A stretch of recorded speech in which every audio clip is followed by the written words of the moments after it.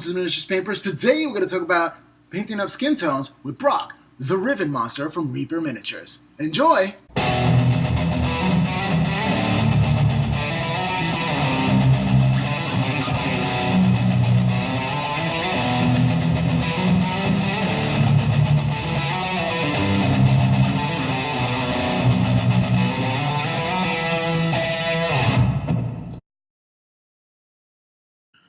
Welcome back, guys. Okay, first things first. Now, when I'm going to choose what tone of skin tone I'm going to use, or any color, I usually put it on some kind of palette or something, and then compare the two and see which colors I'm going to use for any kind of project. This is a good way in order to see what you're going to have for your finished project. So I'm going to start with this medium flesh tone as my mid-tone, and then I'm going to work on the skins. Now, skin is something that I've been told the countless amount of times that a lot of people really want to see how I attack the skin tones, and this is how I'm going to do it so far.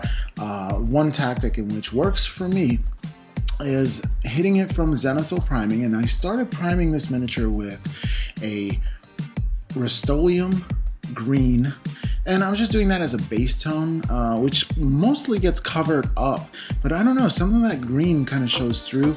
And what I'm going to do is I'm going to speed up this video, and whatever tone of skin you're going to start with, it could be medium skin tone, it could be a dark skin tone, know that the finished product is going to go higher or lower depending on that mid-tone. And so you're going to start at the mid-tone, and you're going to do highlight, and then you're going to go into the edges to do all the shadows.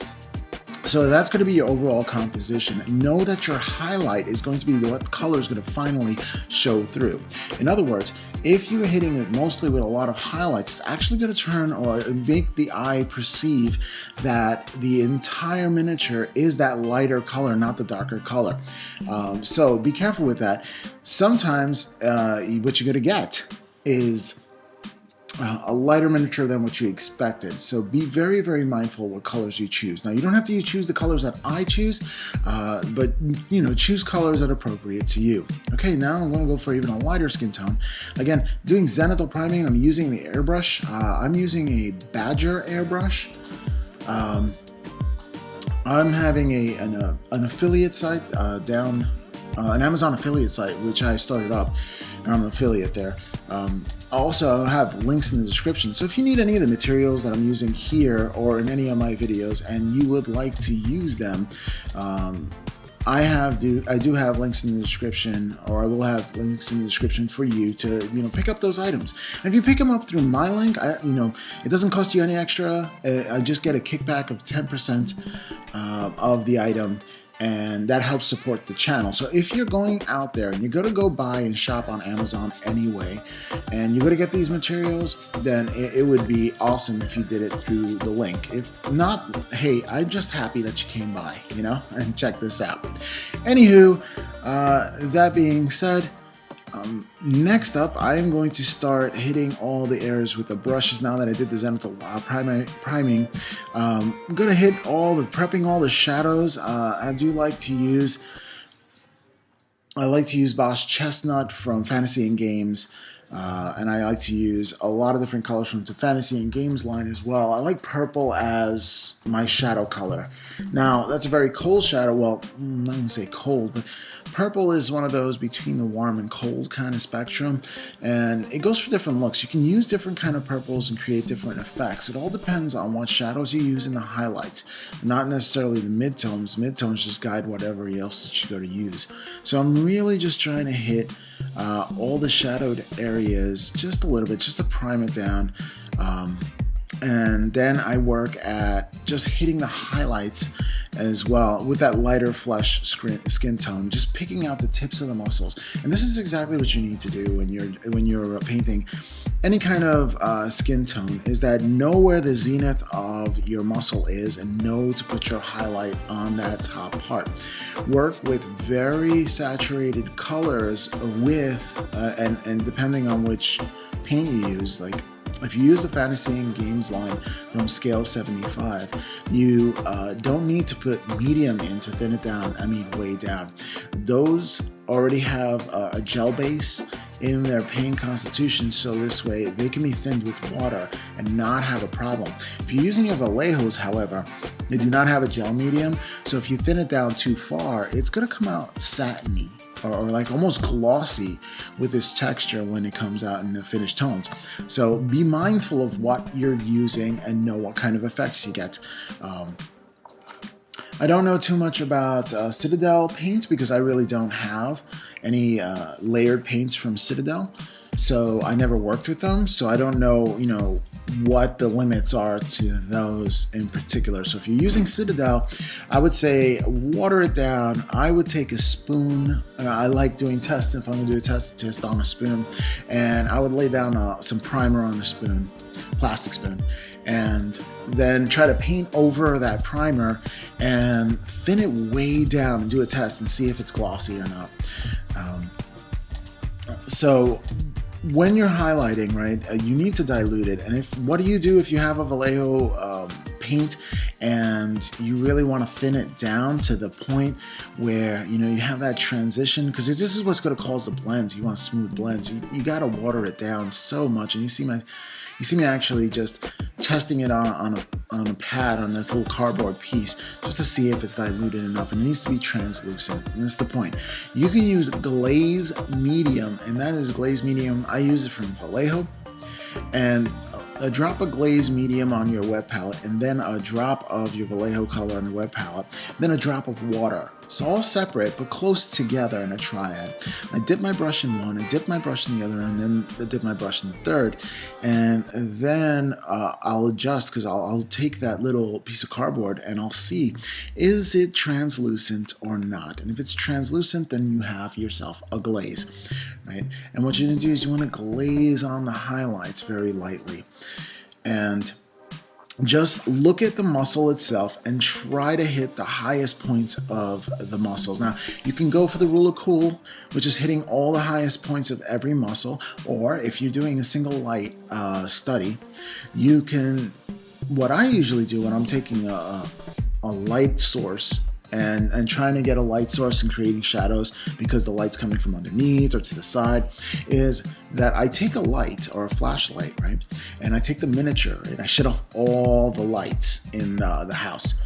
And then what I do is I take a picture, and it has that extreme darkness and extreme light contrast. And then I take that picture and then I send it to my computer, and then I print that picture out. And then I'll post the picture up and look at the picture, and it actually details exactly where I need to put the lights and when I put the darks in. So that is a method in which you can use in order to determine where you're going to put the highlights, where you're going to put all the shadows. If you're confused about Zenithal is pretty easy because, in my opinion, the dark shadows are all going to come from underneath. So if you prime, let's say, the whole miniature black, right, and just hit it on the top with the lighter color via airbrush, then it's instantly going to show you exactly where the shadows are. You know, because it'll be black where the shadows are, and then it'll be light where all the other areas are highlighted by the light that's above the item. And it makes it really, really easy. So if you don't Zenithal Prime, I highly recommend you do. Zenithal Paint, Zenithal Prime, whatever things. Zenithal comes from the word zenith. Zenith means the highest point in the sky. The zenith of the sky, right? So it's coming from the highest point or directly down onto the model, and really, really helps out. Also, the picture and the single light source, having that map, that roadway, so when you're painting, you're looking up at the picture.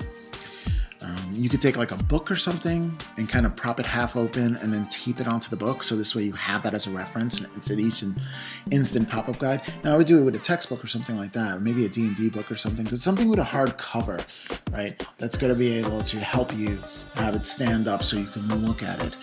You can also conversely, pin it to something, or however you can make it stand up. Make it stand up so this way it's there and you can look at it as you're painting.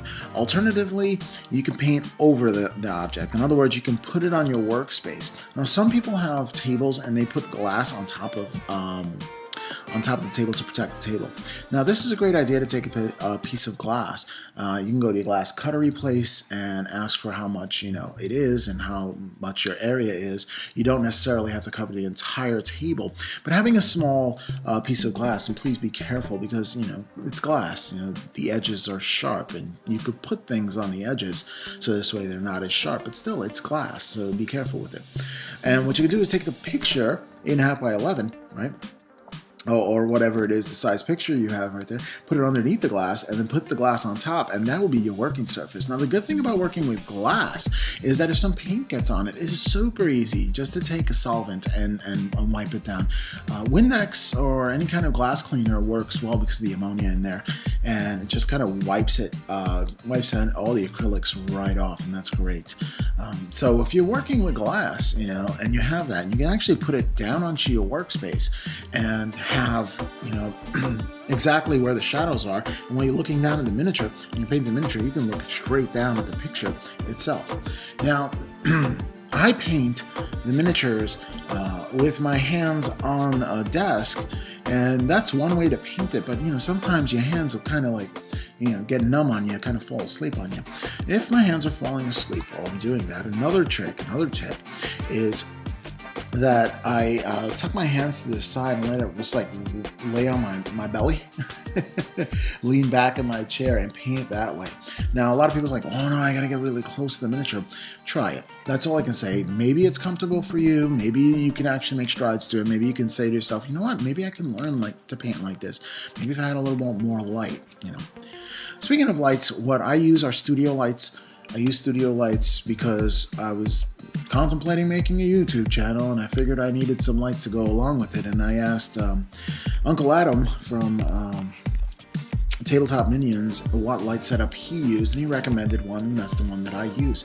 Now, what's great about having lights like that is they really are bright. I mean, yeah, it's a light, right? But you're talking about high wattages, right? And when I post some black now for these shadows, just to increase the shadows. When I work on any kind of miniature and I have all these lights, I really can see it from a lot of different angles, and they're actually boxed in with a sheet in between it, like some kind of filter, some soft filter in it. So this way it's not direct light, which is great because it really tones down the reflection. It makes it like a matte, which is perfect when I want to take pictures and I don't have a light box, and I don't use a light box. What I do is I'll take these lights and surround the miniatures on the sides and the top, and just like surround it and bathe it into light. And I'll have that white background, which is actually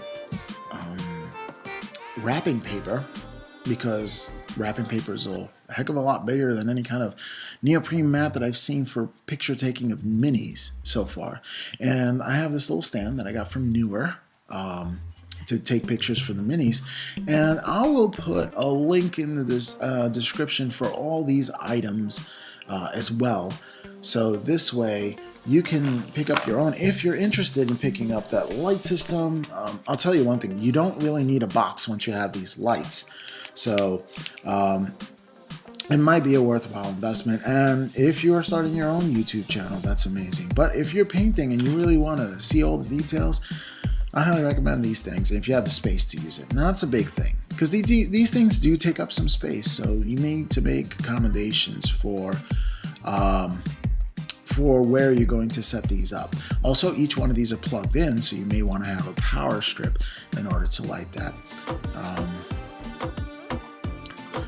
So, what I want to talk about a little more is the subject of what I am doing here. And what I'm doing here now is just putting some, I'm blocking in some of the hair, and I believe that's charred, I wouldn't say charred stone, charred brown, burnt brown, and that's from Vallejo Game Color. And then I infuse that again. Everything is having a little bit of Fantasy and Games Arbuckle's brown in there as well.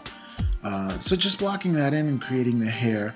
Now everything is very, very stark, very white. The highlights are in. I'm getting the teeth in right now. and doing that up as well, getting all the details in it. Now, if you notice, the brush that I'm using isn't a teeny tiny brush, and that is with good reason.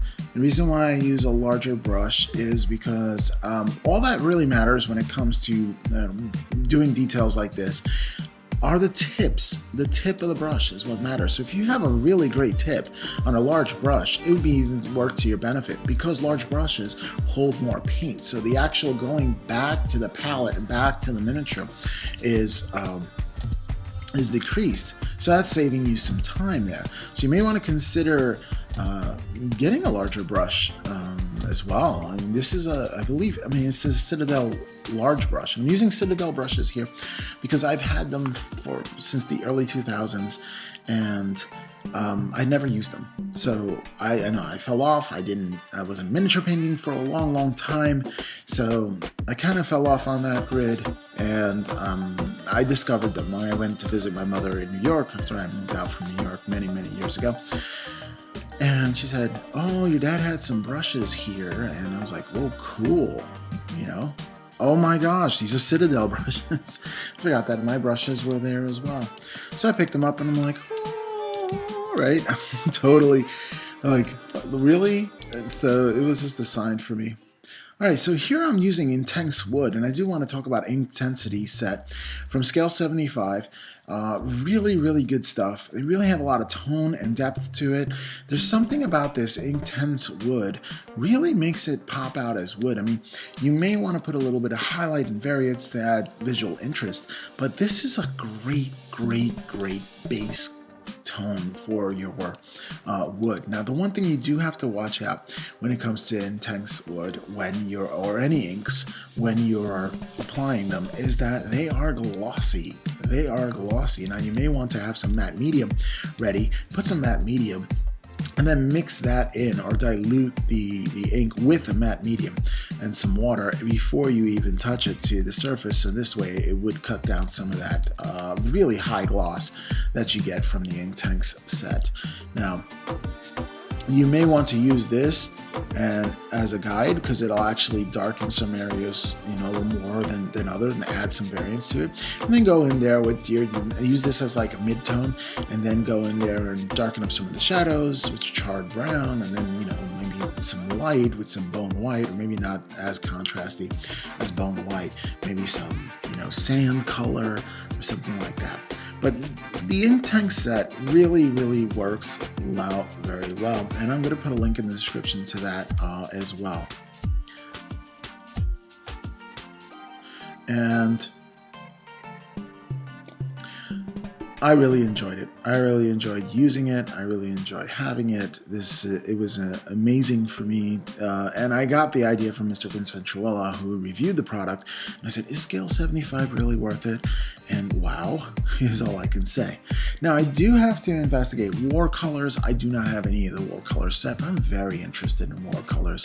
They have a whole shebang, which is a set that has just about every color you could possibly imagine. It's really amazing, and it's over 200 paints. So I would think about $2.20 each, and that's a steal for a bottle of paint. Now times that 200, and that's about what you're getting. So it's quite the investment, but it's the entire line, and it does have all the gradients and tones that you could possibly want. And I'm very interested in that line, so I'd love to test out war colors. I'd love to test out scale 75 and get the entire range of scale 75, because I don't have it. And when it comes to ultra matte, if you're working with miniatures, sometimes you want things to be glossy.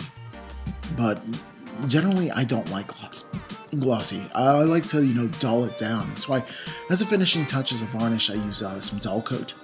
Sometimes I'll use a gloss coat, and then I'll use a dull coat just to varnish it twice. Just depends how much it's going to be used. Now, this model here is a metal model. This isn't a Reaper Bones model. So I really varnish this one up in case it ever sees a D&D table or something like that. You never know. So Okay, again, with the highlights. Again, going really high to really low. I mean, I think the Arcbuckle's brown is the purple perfect for your shadows in this, and that's what I really like to use. And, you know, at first I was so intimidated by this model. Let me tell you a little bit about how I actually got this model. I received this model because I went to the Nova Open this year, and I studied under Matt DiPietro, which he does contrast miniatures. That is his website and blog, and he's an amazing painter. And I studied two-brush blending technique with him, and I told him, he said, what would you like to paint? And I was like, well, I would love to learn how to paint skin tones. And he said, sure, no problem. And he taught me some blending techniques.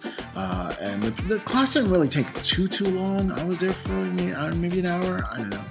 I don't remember exactly how long the class took. But then again, when I'm painting minis, like hours go by and I don't even realize it because I'm just having fun. And he told me about pushing paints forward, and if I made a mistake, then all I needed to do is, you know, kind of wash out one of the brushes or lick the brush. Then there is some kind of acid in your spit that actually breaks down paint or something like that. Nope, trying to dry brush. And I'm dry brushing the hair at this point right here.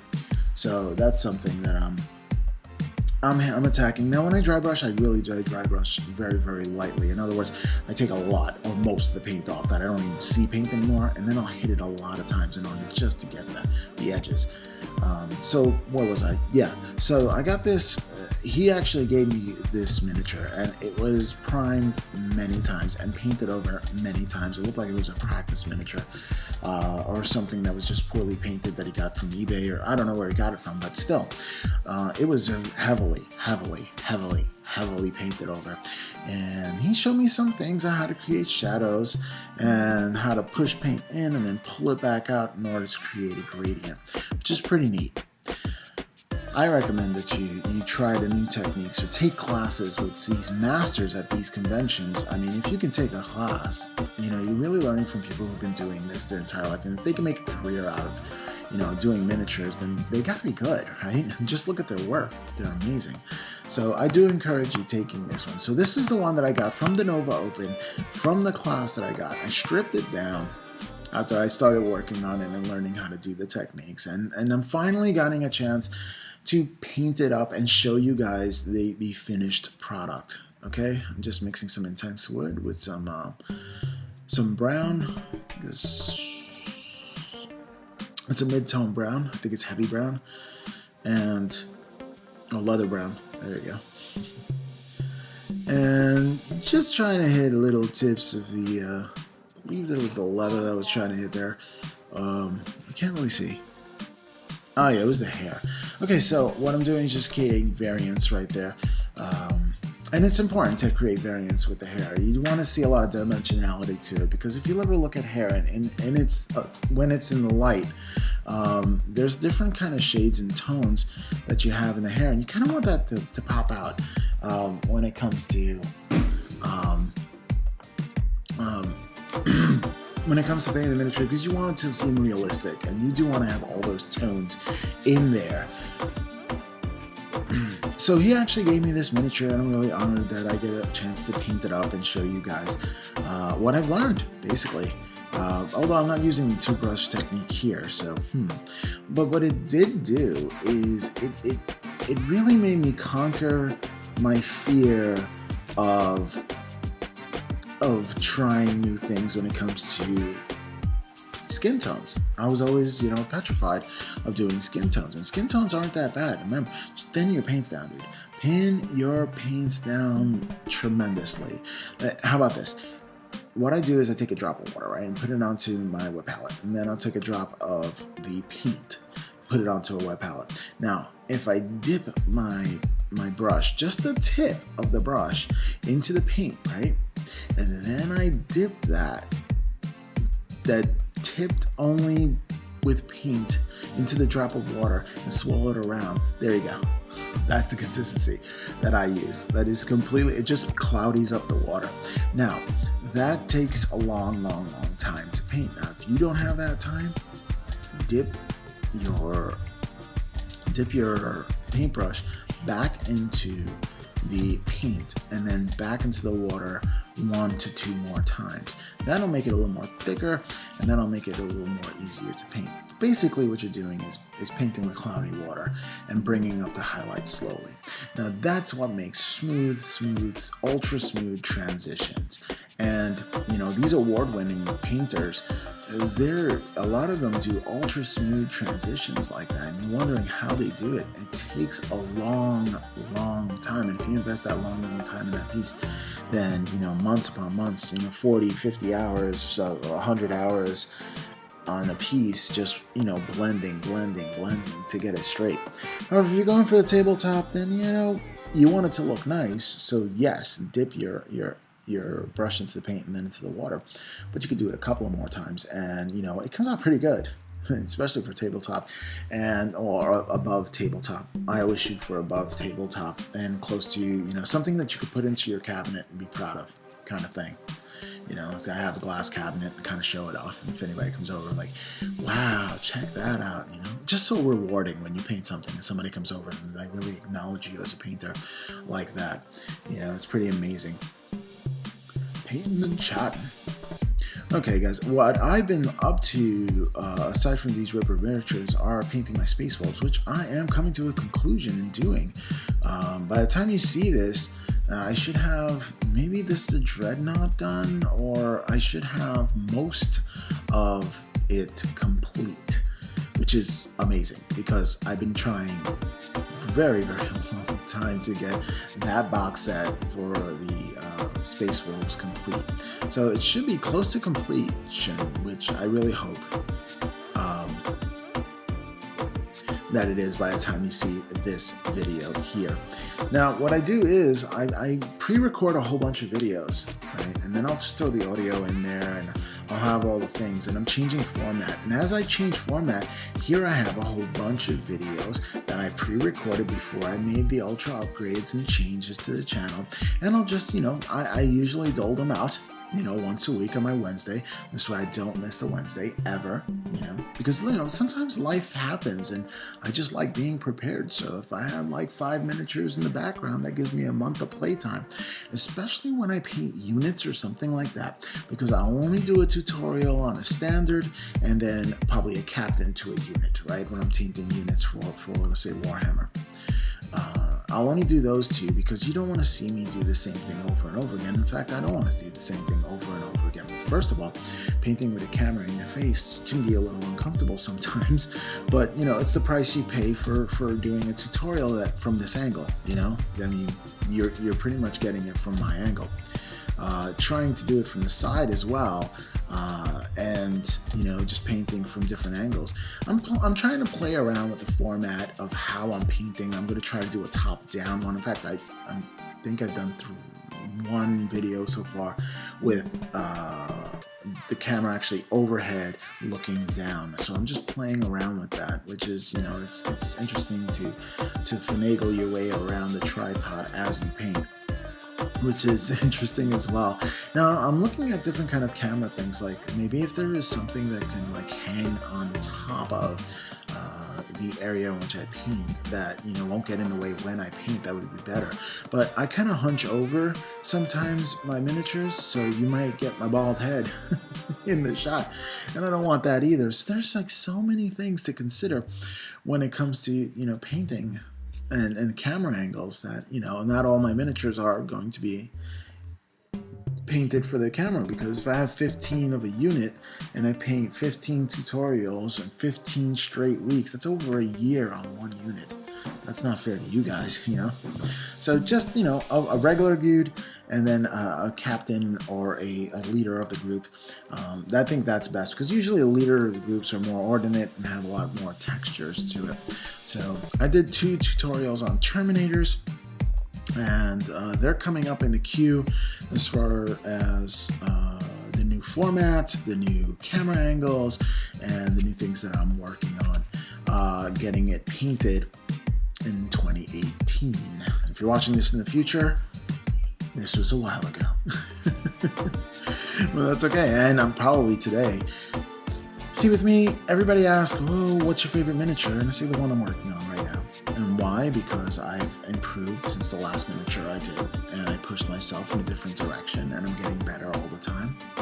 So, you know, why not love the one that you're doing right now? Which is fickle, because then, you know, you go on to the next one, and then you fall in love again.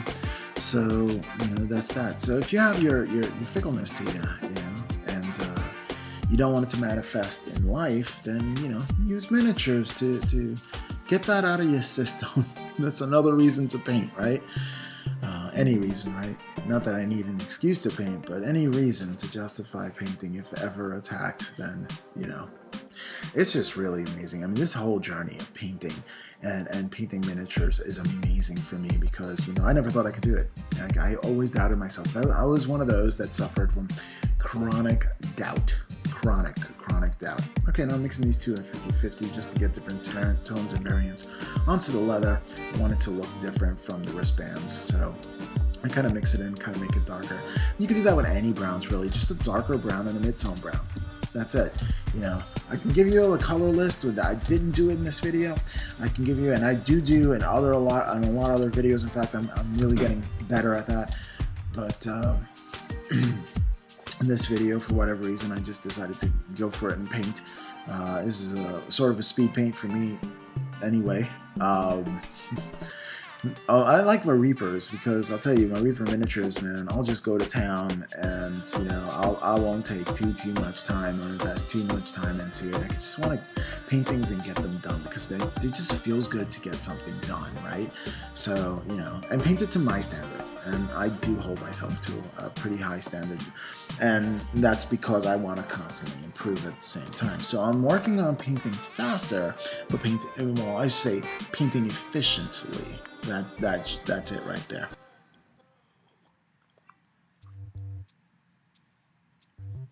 Sorry about that. I had to take a little drink of water there. So yeah, this adventure in mini painting is absolutely amazing. And then starting, I say, adventure in the YouTube channel is absolutely amazing as well. So there goes the brown with the intense, and I'm using I am using a wet palette. Now, since like today, as opposed to when I recorded this video, which is a couple of weeks ago, I guess, maybe last month, and I've actually bought a Masterson's wet palette, and I think it's amazing. I've used Tupperware for a while now, and Tupperware has its benefits. One being that it's basically almost free, and but the Masterson's wasn't bad. I think it was like $12 or something like that. And if I'm going to use it, and I'm so serious about miniature painting, and I'm going to use it all the time, and I really do use the wet palette. If I am painting, I don't even consider not using a wet palette. So if I have a brush in my hand, wet palette it is. So, and that's how much I love it. That's how much I've used it. That's how much I will continue to use it. It's amazing. And not because it's the be all end all, but it just makes your paint last longer. For example, I was working on some metal, right? And I was using Vallejo metal color to be able to work on these metals. And I mixed gold with a pale burnt aluminum, I think it was, and then I put some jet exhaust color in there. And there are 3 different color paints and ratios, right? And I completely forgot which ones I used like 3 days later. But guess what? That paint was still wet on the wet palette, so I could still use it and continue the miniature in the exact same color. So this way, all the pieces have the same theme. Now, I've left it in there for a week so far to this day, and today I actually used the same paint and it wasn't dried out. I mean, and it was perfectly that same color. Well, I did have to mix it. I didn't have to put any medium or anything like that because it did not dry out. It stayed wet, which is amazing. It's absolutely amazing. That's exactly what you want. You want to be consistent with your colors when you're painting your miniatures. So I highly advise you use a wet palette, whether you make your own out of some Tupperware or some kind of container, or, you know, even the Chinese food kind of containers, or that they come in with that plastic. I mean, you can use just about anything. I know engineer Jeff on his channel, he actually used one of those collector card boxes, and he made a wet palette out of that as well. And it's small if you don't have the real estate to put the Masterson's wet palette down. I happen to have the real estate to put it down on my workbench. So, and that and having a larger surface area where I can use it for multiple projects has been invaluable to me. Like, they can put a price on how amazing that is to be able to work with. And you know, the low profile is absolutely amazing, and I like it better than the Tupperwares that I've been using. So I switched over to that, and I am going to put a link down there via Amazon if you want to check that out, if you're interested in it.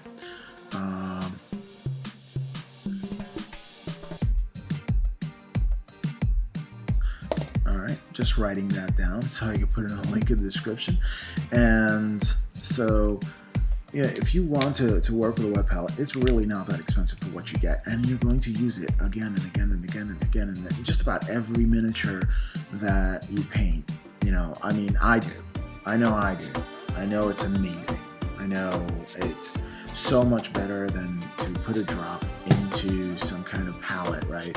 You put the drop in the palette, and then like a half hour later, that dried up, right?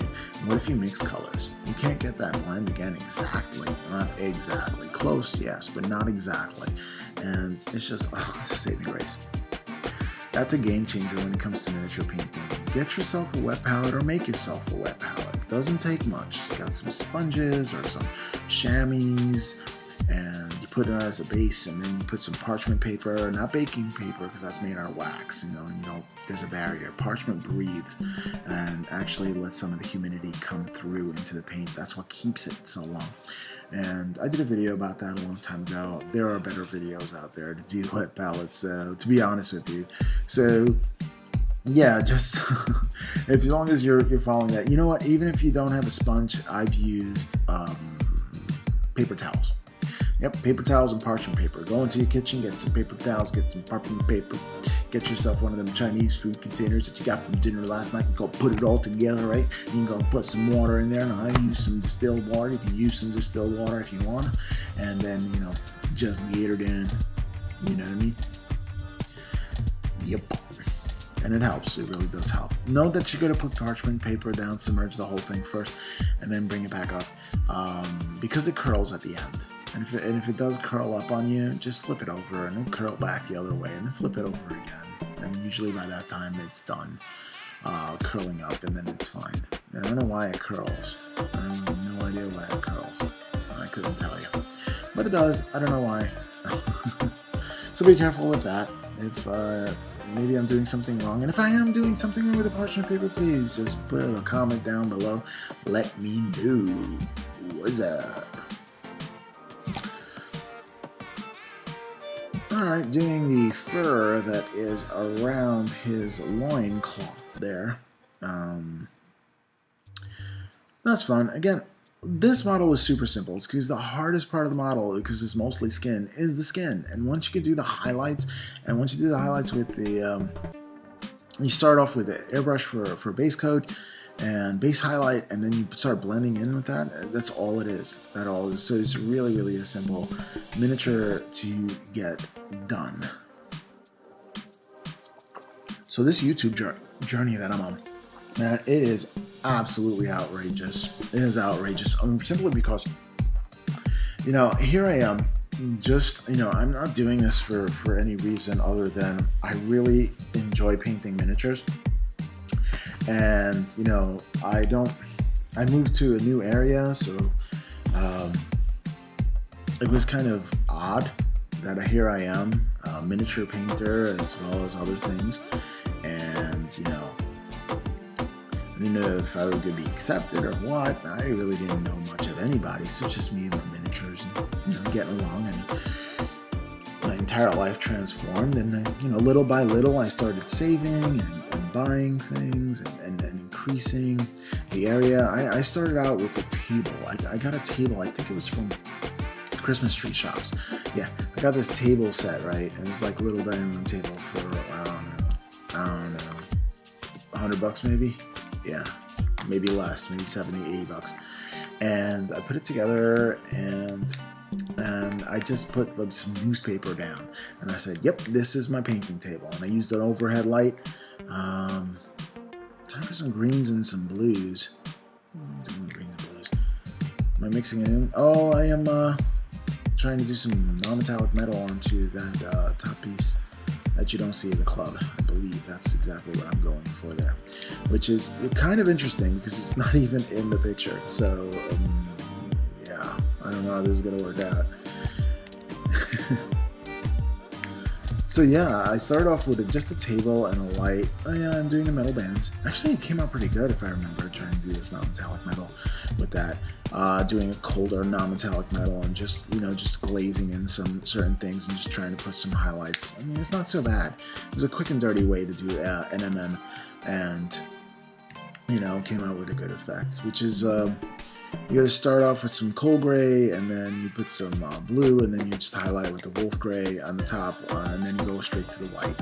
And if you do that, then you have some shiny areas. Again, you may want to take a picture of something shiny, cylindrical, so you can see what it looks like, and then replicate it on there. All right, time for the base, and I like to shoot Citadel shades onto a base. I airbrush them. A lot of people go, oh, you can't airbrush them, but I had no problem airbrushing them. Like, really.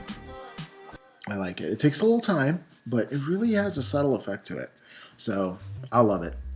I love it, love it, love it, love it. So, yeah. So, here I had a table, right? And just the overhead light. And there was just not enough light. Just not enough light. And it was, I got himself an airbrush. And I was like, oh my gosh, what am I going to do? I need like a booth or something. So, I started drawing up designs for a booth. What I needed. And then my father-in-law and my uncle-in-law came by, and, well, I didn't come by, but I went over to them, and they was like, oh, you want to build a booth? Well, we can help you build a booth. And I'm like, really? Okay. You ever paint booth before? And they just looked at me, because they're like master carpenters. I'm like, no, we haven't, but believe me, we can do it. I'm like, okay, here are the plans. And then, like, they were impressed with how detailed the plans were, and we put this together, and it was pretty amazing. I didn't film that. I did not film that, the process of building it together. I wish I had, because I would love to share that with you. I've had a couple of questions and people asking me about that spray booth, and I didn't do it. But basically, it's a frame on both sides, piece of wood frame on each side, and then on the back. What we did was we cut out area enough for the cheapest vent or filters, air filters that I could possibly get for a house. And I bought myself like a 20 pack of those, right? And what we do is we took there's this metal for air conditionings to install air conditionings, and it was aluminum, so it was, you know, bendable, and we bent slots all the way around the 3-point slot. We cut out the corners and made it into that, and we drilled it in to the wood itself, and this way it actually holds the air filter in place nice and tight, so this way it creates a seal around it. And then I took a fan, put it in the back so it can create an exhaust. Now I'm hitting acrylics, which are non-toxic, so I can spray it in there and get away with just a fan. But I do have to say, if you're spraying something that is toxic, please just do it in a well-ventilated area.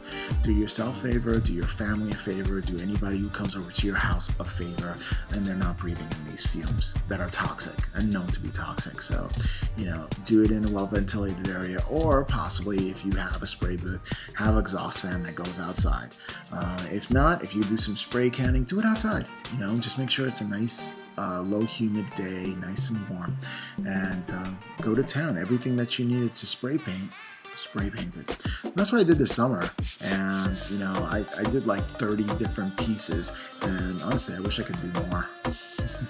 I think next time I'll do more. It's just going to be straight minis, because I did quite a few minis. I'm just about done with all the Reaper ones. I think I have one more left that I painted in the summer that I didn't do up here, and it is I believe it's a red coat, a British officer in 1800s. I don't know, that's what it seems like. So that's something I might be painting up later on in my journey, because, you know, I'm all about the space wolves right now, you know?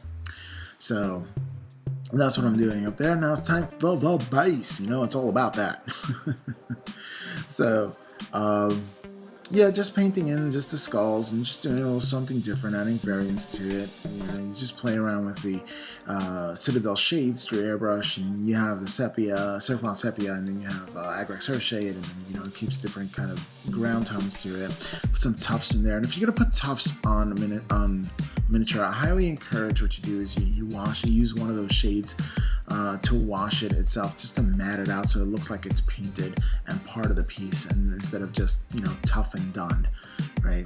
You could tough and done, then you put a tough down and done, but it just makes it look fake in my opinion. It doesn't really blend in with everything, so be careful with that. Alright, so I wanted to talk about a little bit about this miniature right here. And this miniature is a Braug Reven monster. Now, I'm not entirely certain if the Reven monster is part of Reaper Miniatures War Games, which is called Warlords. I'm not completely sure if that's part, because I know Reven was part of theirs, and I think that was a pirates or something? Undead pirates, or I don't know. Well, it looks like an ogre to me. Definitely in the ogre family. If you type in ogre, then it will definitely pop up on you. And if you don't know what an ogre is, well, I can tell you a little bit about what an ogre is. An ogre is a term used in myth and folk tales for a variety of abominable and brutish humanoid monsters. They're informally large, unpleasant, grotesque, predatory, and typically cannibalistic towards normal human beings, infants, and children. Ogres and similar creatures featured in mythology, folklore, and fiction around the world, appearing in many classic works of literature as well as fairy tales. Ogres vary in size depending on the depiction. They range from moderately large, heavy set by human standards, to inhuman, disproportionate giants. Some of the common features, though, include disproportionately large heads and abundant hair, although this one is balding, so it must be older. Right? Unusually colored skin is one of the things, and this is why I went for that ghastly look. Strong bodies, a voracious appetite, and a generally hideous appearance and odor as well as manner. Now, ogres overlap heavily with giants in mythology and may be considered a subtype thereof. They also overlap with human cannibals in fiction. The villainous giant in Jack and Beanstalk and Jack the Giant Killer matches an ogre in description and is sometimes directly termed as an ogre variant.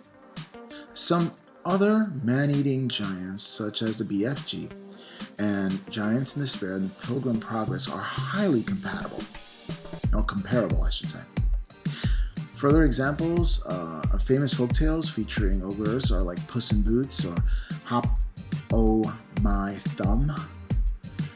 While most famous ogres in modern fiction are the main characters, such as Shrek and his wife Fiona from the animated comedy film series by the same name, Shrek. Other characters and monsters sometimes comparable to or described as ogres in trait include the titular husband in Bluebeard, the Beast in Beauty and the Beast, Grendel from Beowulf, and Cyclops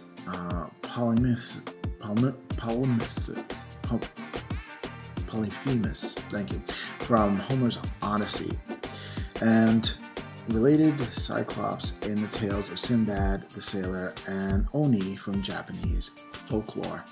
So these are an ogre. This is an ogre that I'm painting up. So it's a fun ogre to paint up, I have to say. Here I am adding some tufts to it. We're coming close to the ending of it. I really do like the color. And again, it's all about pushing paint. It's all about getting into the recesses, getting into the highlights, and having your midtone. So just adding the finishing details on this right now. It was so much fun to do. And here I am with a black base. You can do gray bases or black base, but you want to outline it either way.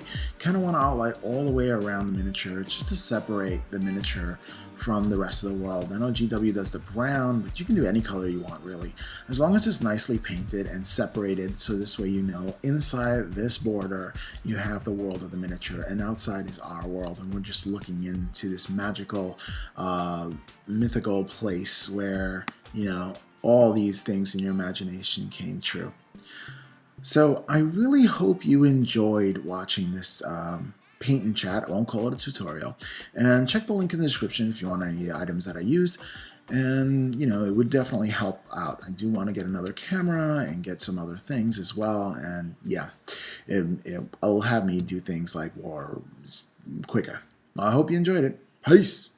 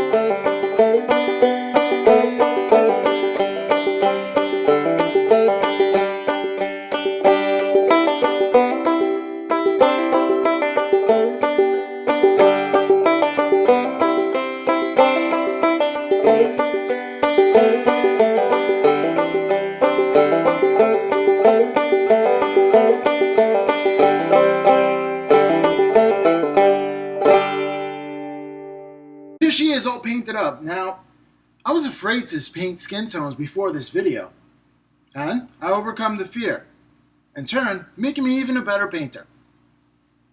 Well, if you liked this video and found it useful, like, share, and subscribe, and I'll catch you next time on the Miniatures Paintbrush. Peace.